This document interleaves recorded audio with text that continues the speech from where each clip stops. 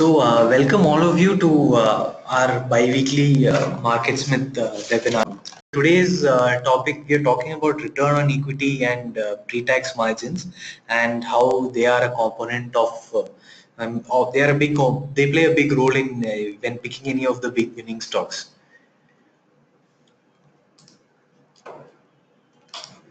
Hi everyone. So before we move on to the topic, let's read through the disclaimer. So the content in this presentation should not be considered as a recommendation to buy or sell. Uh, this webinar is purely for educational purposes, and while you are making your investment decisions, you should base those on your own research. So what we are trying to do with these webinars is to try and teach a certain methodology, and we hope that you'll be able to apply these learnings in your own research and use your own research when you make your investment decisions. So before we start, we'll just introduce ourselves. My name is Arun, and I am Siddharth. We are both from MarketSmith. So before we talk about ROE and pre-tax margins and how they contribute to the growth of stock, we're going to give you a brief update on what happened in the market over the last couple of weeks. As you know, today Nifty and Sensex scaled their all-time high, and this growth was driven by positive macroeconomic data released in the last few days. Firstly, the IMD gave a really good forecast about the monsoons. They say that this time the monsoons will be normal.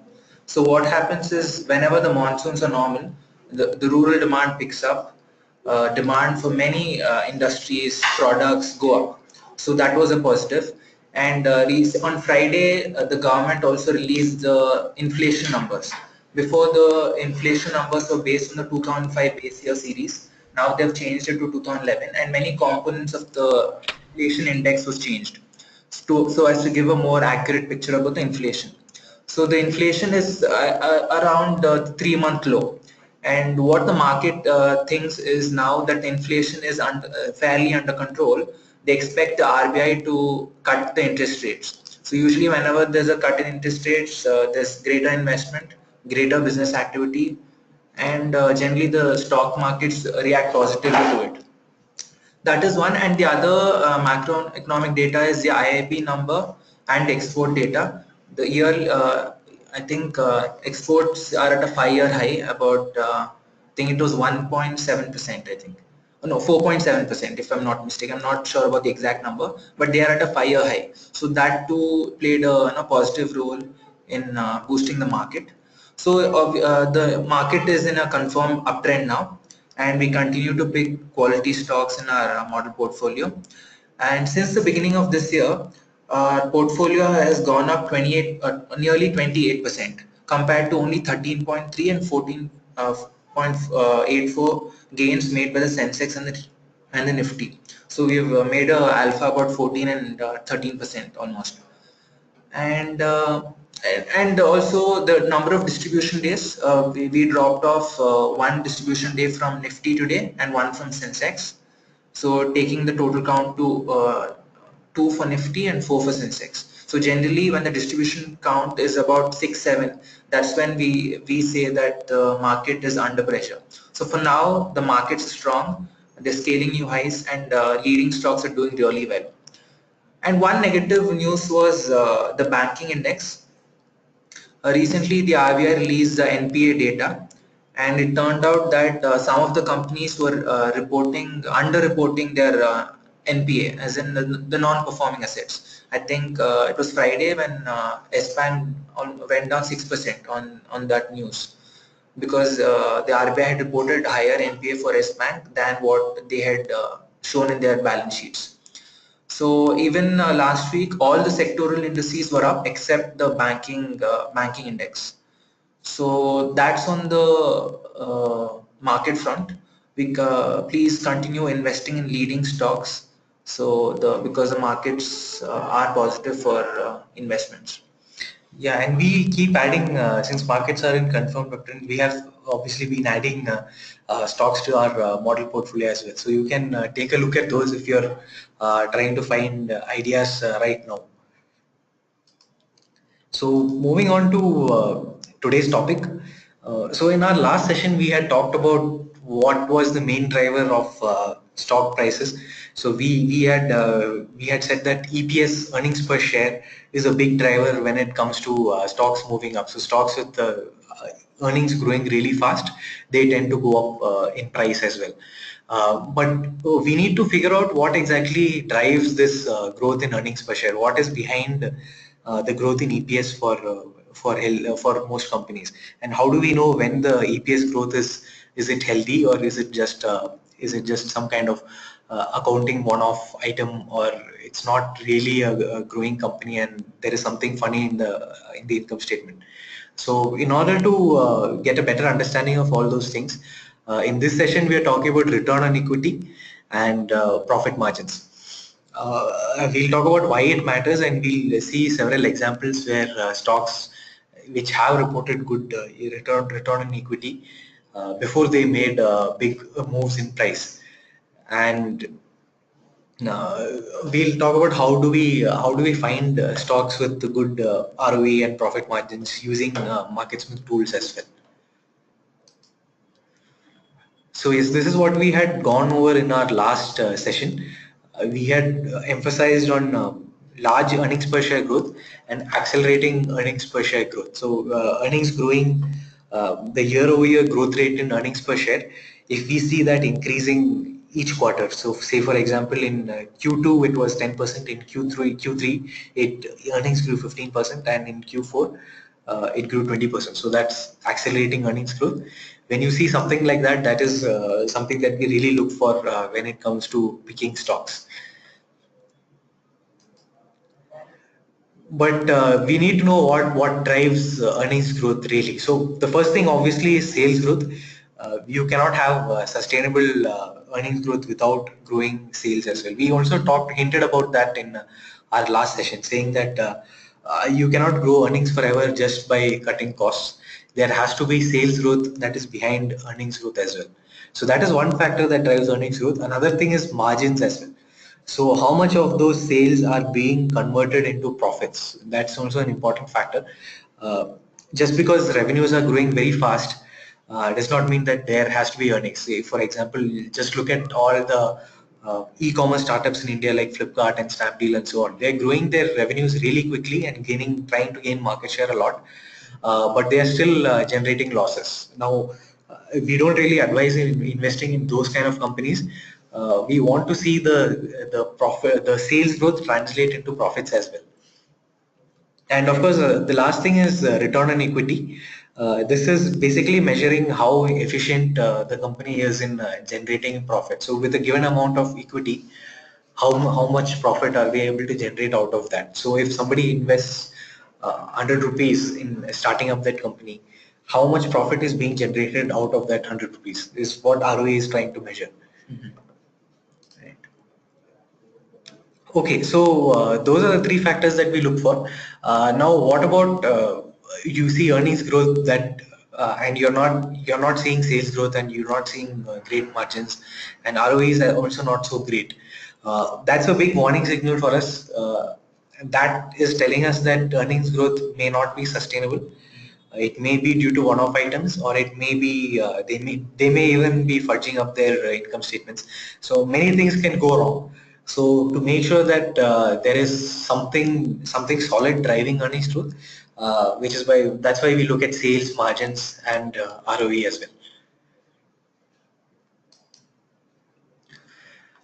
well. So here is an example of where the return on equity of a company is good. So this is an example where V-Guard Industries they made a net income of about 112 crores for FY 2016, and the equity that was there in the capital structure was about 470 crores. So to calculate ROE, all you have to do is divide the net income by the total capital, equity capital in the company. So it gives a return about ROE is about 23%. So in very simple terms, it means that if you had invested 100 crores of equity in a company to run the business, you're at the end of the year, you're making 23 crores, approximately 23 crores profit from it. So basically, higher this number, the better it is. So usually we prefer companies with more than 17% ROE, because in our MarketSmith studies, extensive studies since 1980s, we have discovered that stocks with ROE of more than 17% consistently have gone on to give really good returns for the investor. Before we move on, I'll just say that this calculation is just it's just a simple, very basic calculation just to quickly gauge what is an ROE of a company. If you want to go into a little bit more detail and find out specifics and do more in-depth research, we would usually take net income divided by the average shareholders equity for, say, this would be FY 2016 net income, and for shareholders equity we would take an average of FY 2016 and FY 2015. That's how we actually do these calculations, but just as an example, as a quick calculation, this is just to illustrate what ROE basically means. Okay, so what exactly does return on equity mean? So we just mentioned earlier. So it is basically measuring how efficiently it uses its capital. So if you invest certain amount of money in setting up that business, how much profit is that capital generating?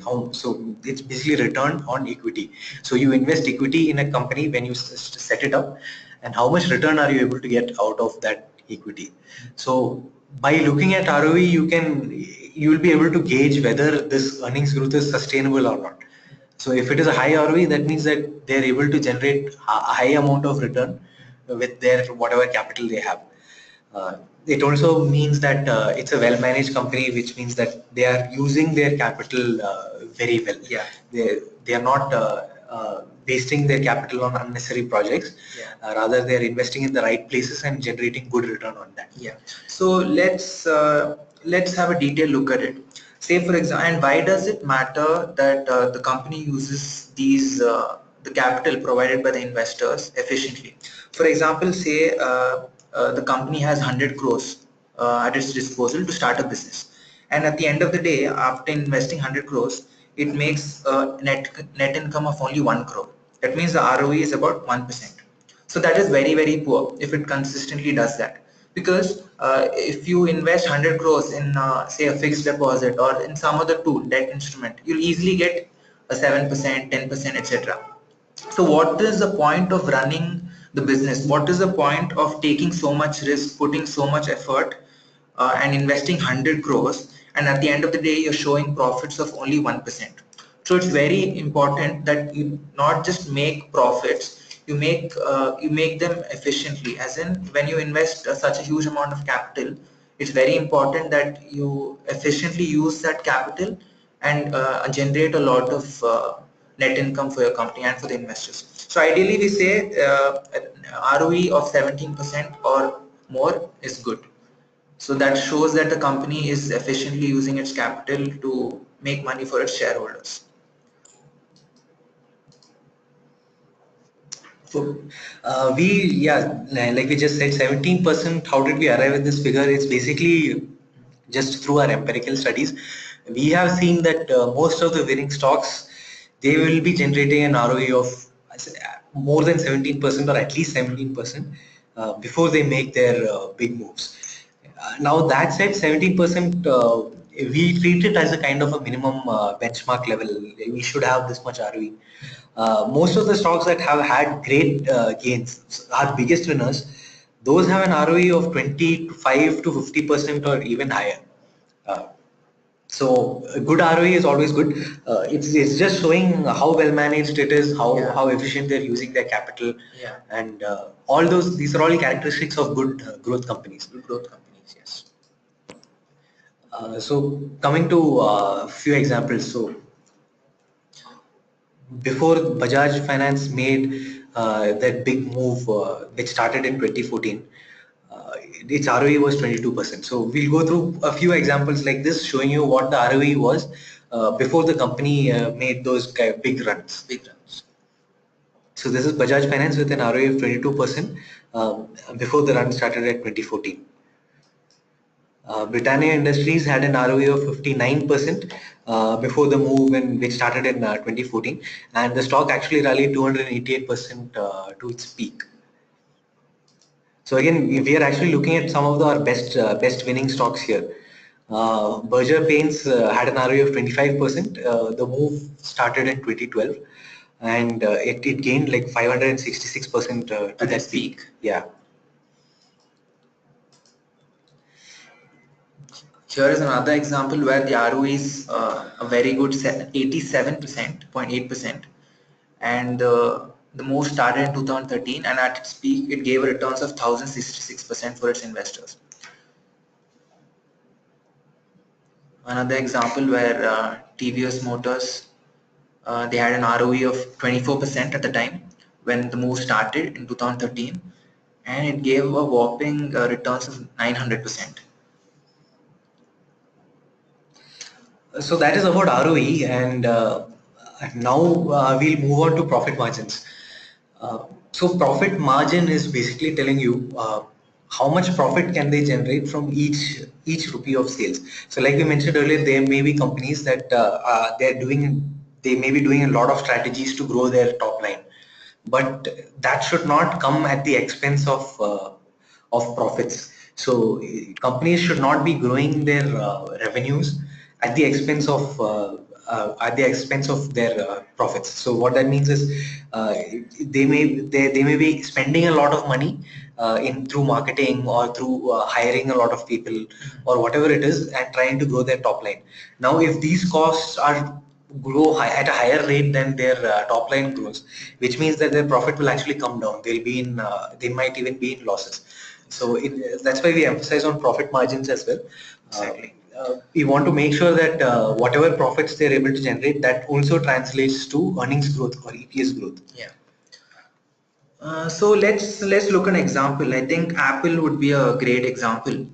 I think Apple, there are more Android phones in the US market currently than Apple phones, but Apple still makes far more money than all the Android makers put together. And the reason is they have really high profit margin. I think a year or two back, the profit margin on their iPhones was a whopping 68%. That means if they would sell, say, some of their iPhones at say 1 lakh rupees, they would be making a profit of 68,000 rupees on them. And the reason is the quality of the product and the brand value it has, that it can price at such a high level and still people can buy. So that is an example of a great business. So such businesses generally make a lot of money for the investors, and in the end the stocks go up. So whereas in Samsung it's about 18%, although they're selling more Android smartphones, Samsung selling way more than Apple, their own profit margin is only about 18 to 20%. So at the end of the day, even though they're making more revenues from phones and selling more number of units, their overall net income from their phone business is much lower than Apple. So that is a classic example where we can say that profit margins are very important in driving the stock price too. So just some basic calculation showing you how profit margin makes a difference. So two companies, suppose they have the same revenues of 500 crores, the difference in profit margin can make a big difference in their bottom line. So profit margin is just one has 10% profit margin, the other has 25% profit margin. But look at the difference that makes at the bottom line. 50 crores versus 125 crores. So 2.5 times more earnings just because the profit margin is 15% higher. Exactly. So just a small change in profit margins can make a big difference in their bottom line. Yeah, and the reason why company B has better profit margin could be many reasons. One could be they have a better product, so they can sell them at a higher price and not reduce the demand for the stock. That is one. And secondly, maybe their operations are very well managed. Maybe they don't have too many marketing and selling distribution costs. Maybe their dealer network is stronger, their commissions are less. So there are various reasons why the profit margin can be high. But so that's what whenever you look at profit margin and in the same industry, and in the peer group, if the margins are higher, it automatically tells you that this company is far better managed. So this is a company to go for. This is a company to invest in.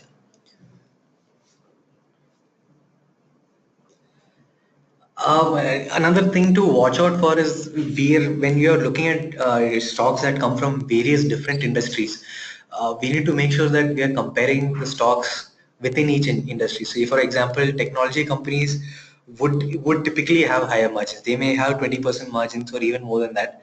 Whereas retail companies, cement companies, they will have margins which are much lower. Say 5 to 10% would be a decent profit margin for a retail company. So you need to compare a retail company's profit margin with the profit margin of another retail company, and then decide whether this business is well run or not. So that's one thing to be a little bit careful about. But in general, we say that profit margin needs to be 15% or more. And also sometimes you need to look at the pre-tax profit margin too, because the profit margin is after taxes. And sometimes some companies in certain areas, they get a tax benefit from the government or for a certain period. So even though their overall margins are not so great because they're paying less taxes because of some subsidies by the government, their overall tax profit margin might look better. So it's always good to look at a pre-tax profit margin too, because they give a more accurate picture, comparables about the companies.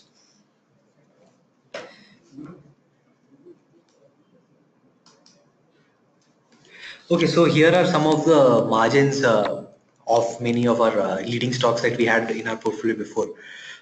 So Manappuram Finance, before the breakout, it had 21% margin. So again, just like ROE, notice that these companies are reporting good ROE and good profit margins before the breakout, before they make their big runs in price.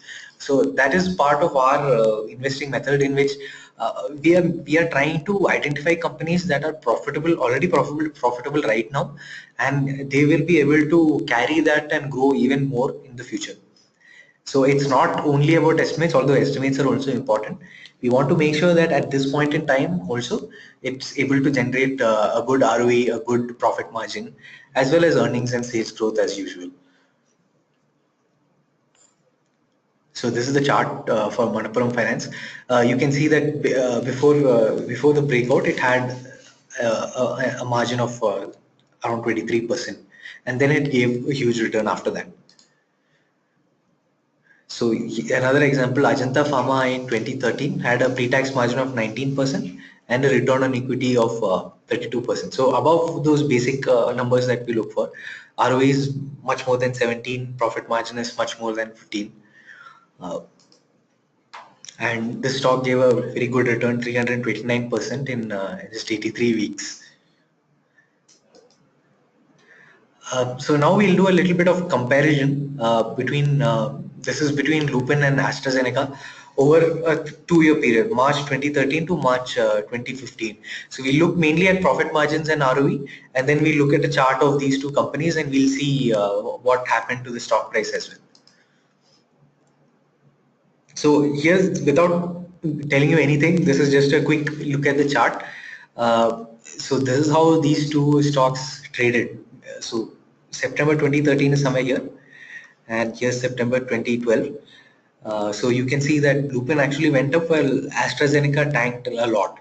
So we'll look at the metrics that we talked about today, and we'll try to find out why this stock went down so much. So these are 3 quarters, September 2012, December 2012, and March 2013. This is the kind of earnings growth that Lupin had, and this was the earnings growth for AstraZeneca. Again, this is year-over-year growth in earnings. So here you can see you have accelerating earnings growth, whereas here it is very inconsistent. Yeah, it is very negative and then it becomes positive. So it's not really very predictable. Yeah. Whereas this, if you see, it gives much more confidence, saying that yes, they're able to grow their profits at an accelerating rate. Mm-hmm. So we mentioned in our past session that accelerating earnings growth is something that we always try to identify. So this is 3-year earnings growth rate, an average earnings growth over the past 3 years. Lupin had 25%, while AstraZeneca had 16%. Again, this is telling you that if you just take an average of the earnings growth over the past 3 years, just because of that inconsistency, there would have been quarters where they had posted very strong earnings growth, but because it was not consistent, the average growth was actually negative. Whereas for Lupin, because of their consistency, it was actually a positive, that was a good number, 25% average. No, how do we identify which one is showing consistent earnings growth? We look at EPS rating in our MarketSmith application. So EPS rating, the higher it is, it's telling you that it has shown consistent and accelerating. It takes into factor many things like how consistent it has it been accelerating. A lot of things it takes into consideration and comes out with this rating. Yeah. So it goes from 1 to 99, and the higher it is, the better. So you can see the difference between Lupin and AstraZeneca here. Lupin had an 87, while AstraZeneca had just 7. So this is a simple way of looking at stocks. By directly by looking at this number, you can get a quick idea that certain stock is more consistent in its earnings and certain stock is not. And AstraZeneca, it could be because maybe it had some issues with FDA, or it could be anything. But by looking at this number in a quick few seconds, you get an idea which stock earnings are more consistent, which company is less consistent when it comes to earnings. So. So I see a question about master score here. There is a number as well as a letter for it. So this number rating will be assigned into various buckets and then given a letter rating. So it's basically the same thing. It's just that instead of a number, it's given a letter rating just to make things more easy to read. That's all. So this is what EPS rating is telling you.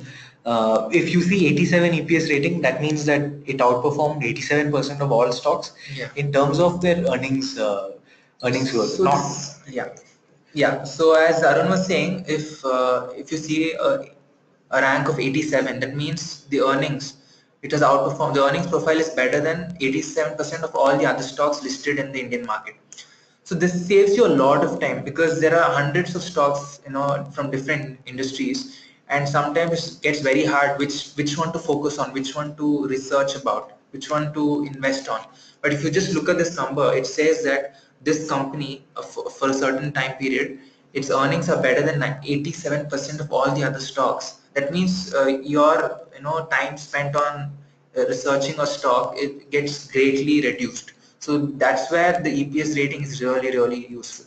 And also, history has shown that companies with higher EPS rating tend to go up. So it's a win-win for investors and people in this field. This EPS rating that we have, it's a very useful tool. So here's comparing return on equity. Lupin had well over the 17% requirement. So it had 29% ROE, whereas AstraZeneca had minus 62% at that time. Then this 29% is we look for a good ROE before the stock actually makes a big move. So this was before that breakout. It had a 29% ROE. And you can see the sales growth as well. We had looked at the earnings growth. So here you can see the sales growth as well. You can see that Lupin's earnings is actually supported by a healthy sales growth. Earnings is growing faster than sales, which means they're able to reduce their costs. But it is not, this earnings growth is not purely based on cost reduction for Lupin. It is also coming, some of it is coming through sales growth as well, which is what you can see here.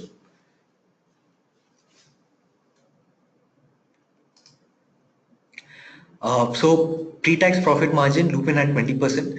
It was above 15% that we usually look for, and also more importantly, it was among the best in the industry. So looking at all the other pharma companies, 20% is a pretty good pre-tax margin.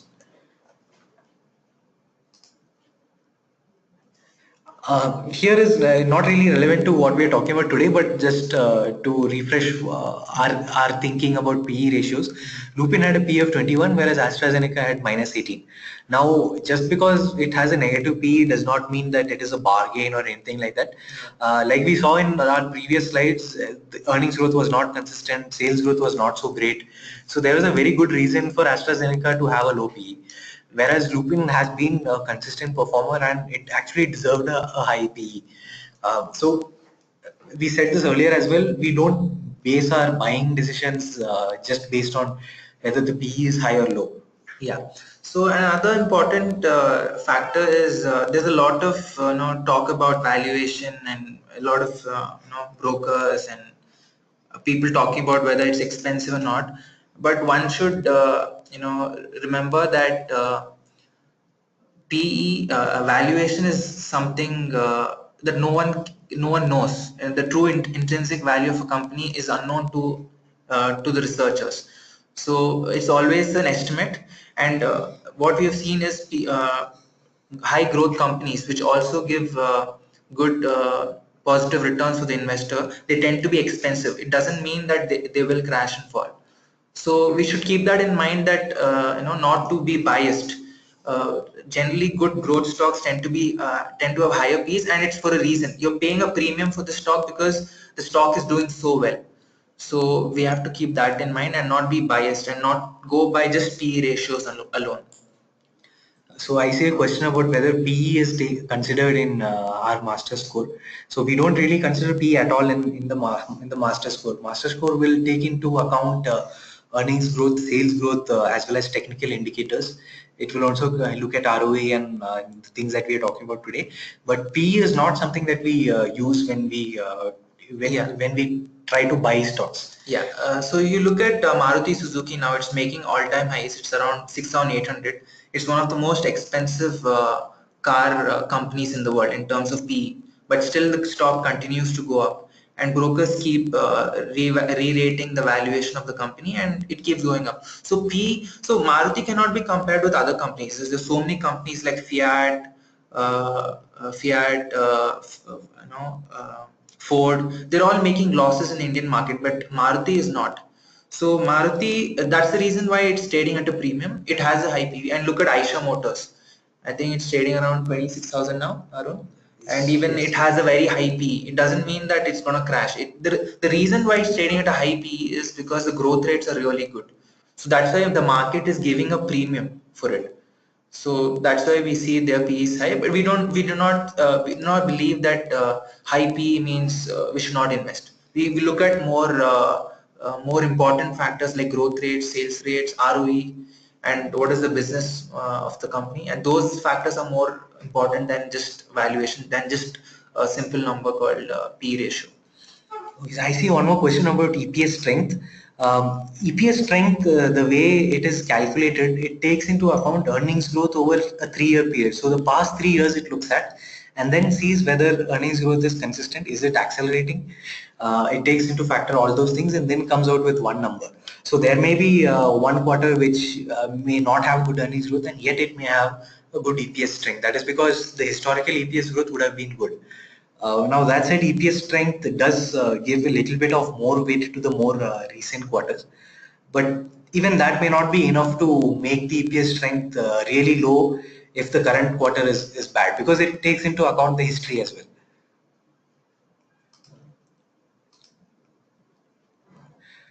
Okay, so we look at a few charts here and what happened after the stocks had good ROE, earnings and sales growth. What kind of price moves did they make? So here is what we were looking at, Lupin and AstraZeneca. So you can see the kind of price moves that Lupin had. AstraZeneca also managed to go up over the period that we were talking about, but Lupin gave a much stronger gain. And you can see that in the fundamentals as well. Fundamentals were supporting this kind of price move. Right. So AstraZeneca had low PE, but the growth rates were not good. But Lupin had high PE, and it had better ROE, a better sales growth rate, and look where the stock is going up. So here is classic example that one should be more focused on the future growth rather than whether the stock is trading at a bargain to buy.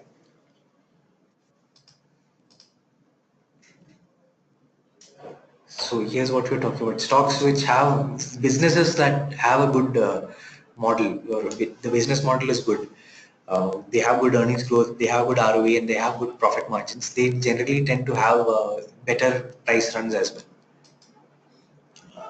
So basically, that's about it for today's session. In our last session, we said that EPS growth is the number one factor.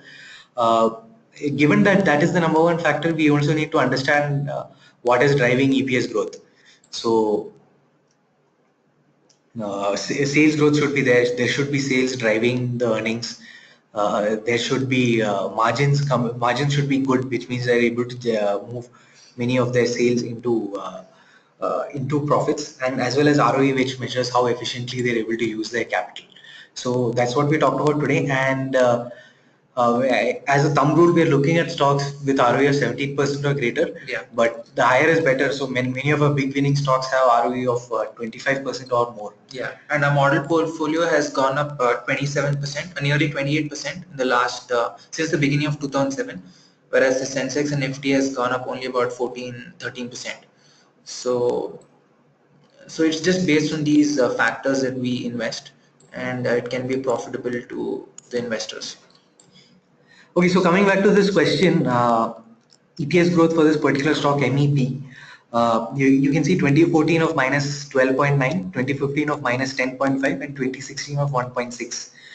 And now look at the change in the numbers. It is actually turning into a negative, turning from a negative profit to a positive profit. So that itself is telling you that there is something is changing here. So EPS rank will look at this change, that it is a big negative number which is turning into a positive number. Now, So it could be a turnaround story. So in that sense, it's got a relatively higher EPS rank. so it will look at this change and then see how many companies have made this kind of improvement in EPS, and then compare all of those, and then finally come out with a rating. So that's why it can have a good rating. Even this is actually a good sign. It's actually turning. We may not actually buy the stock because we are not yet sure whether this positive EPS can sustain for a long time. Yeah. But just based on these past 3 years, we can see that the big negative number is turning into a positive number. Yeah. Which is a good growth actually. But it's also important to note that EPS is just one of the small factors that we consider. EPS is not the only factor. We do not look at EPS rank in isolation. EPS rank is just one of the factors, and along with EPS rank, we look at other factors like fund holding, etc., which we are gonna talk about in the future webinars. That also plays a huge role in us selecting the stock or not. So EPS rank is just one factor. Okay, so this is a little bit important to keep in mind. Like, it also relates to that example that we talked about. So we are looking at profits, not just estimates. So when we are looking at our biggest winners, those stocks have been profitable before they made their big price runs. It is not that they just had strong estimates, and based on those estimates they made big moves.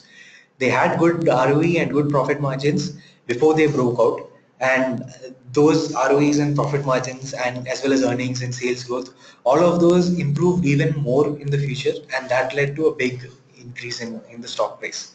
So profits, not promises, is what we always look for. Good estimates is always good to have, but we also want to make sure that right now it is able to generate good profits and the business is able to work at this point itself. So that's for today's session. In the next webinar, 2 weeks from now, we'll be talking about institutional support. We had also talked about institutional support when we were going through technicals and base patterns. So next session will be about why institutional support is so important, how big investors, how do they have the buying power to make the stock move, and how we are not really missing out if we wait for big institutions to buy that stock before we actually buy it. Yeah. And we'll also look at a few charts and we'll see whether we can identify whether institutions are supporting that stock or whether they are selling that stock as well. Yeah, retail investors do not have the money to influence the stock price in a very significant way.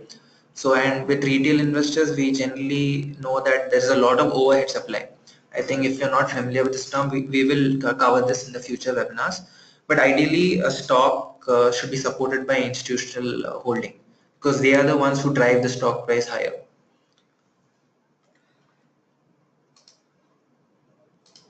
So that's about it for today. We'll pause for now. We'll go to this what we learned today. We'll take any more questions if you do have any. And once we're done with the questions, we'll end today's session.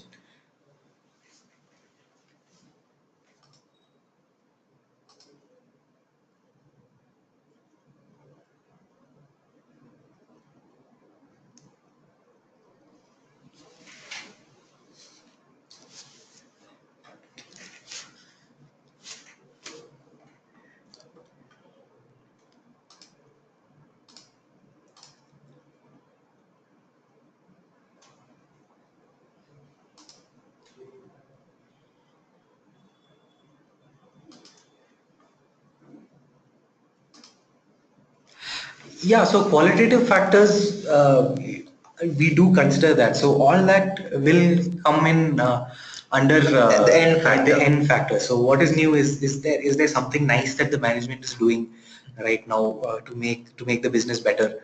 So all that is a kind of subjective issues that all fall under that end bucket of canceling. Yes. So right now we had talked about only what is the importance of earnings growth, what is the importance of sales growth, Yeah. what drives earnings growth, how do we know that earnings growth is sustainable or not? Yeah, that is a very small part of canceling. So we do consider the fundamentals like and qualitative factors which come under the end bracket, and the chart patterns which we're going to cover more in the future webinars. So EPS rank and earnings ROE is just a small part of what makes the stock successful. In combining these the factors that we talked about and with other factors that we are going to talk about in the future webinars, and that's when the stock has a higher chances of going up.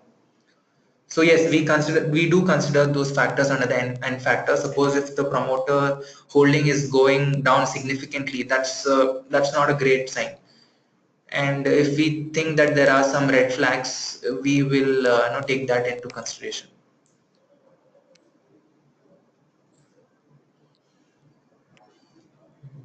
Any more questions?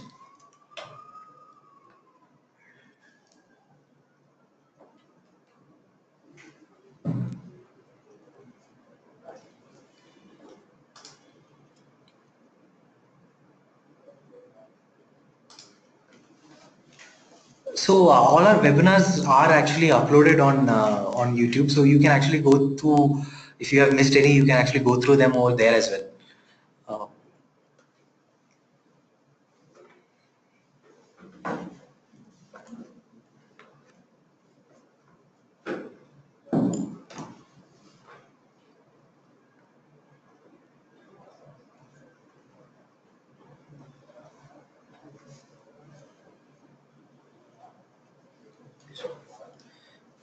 Okay, so I think that's all. Those are all the questions for today. It looks like we'll end it for today. Just a quick recap. So here today we were all talking about what drives earnings growth and what to look for when we see good earnings growth and how do we identify whether that earnings growth is going to be sustainable or not. Uh, and as a thumb rule, what we look for is pre-tax margins of more than 15% and ROE of more than 17%. Uh, Now again, that's just a thumb rule. It's always the higher is always better, and also we need to look at it within the context of that industry as well. So, if, for example, pre-tax margins for some industry may or typically always be high, whereas for some industry it is always low. So, when you're looking at any company, you need to compare that company with all the other players in that particular industry, and then decide whether Make sure that it's the highest in that group, that peer group. So there's one last question about calculation of ROE. So ROE would be say if you're calculating ROE for FY16, that would be nothing but net income for FY16 divided by the average shareholders equity for FY16 as well as FY15. That's how ROE is traditionally calculated. If you're just going to a lot of stocks quickly and you want to quickly gauge the ROE of different companies, you might as well just take net income of FY16 and divide it by shareholders equity of FY16, and that'll give you a rough figure to figure out which ROE is higher or which is lower and so on.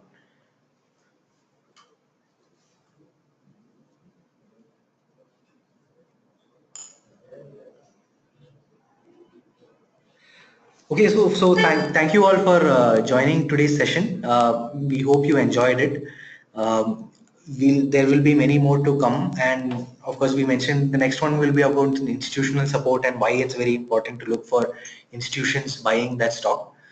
We'll stop it here, and please do check out our application on the Google Play Store if you haven't already. Yeah. And We have made a model. Our model portfolio has given us returns about 28% since January 2017. So it would be great if you can look into our app and learn more and invest more.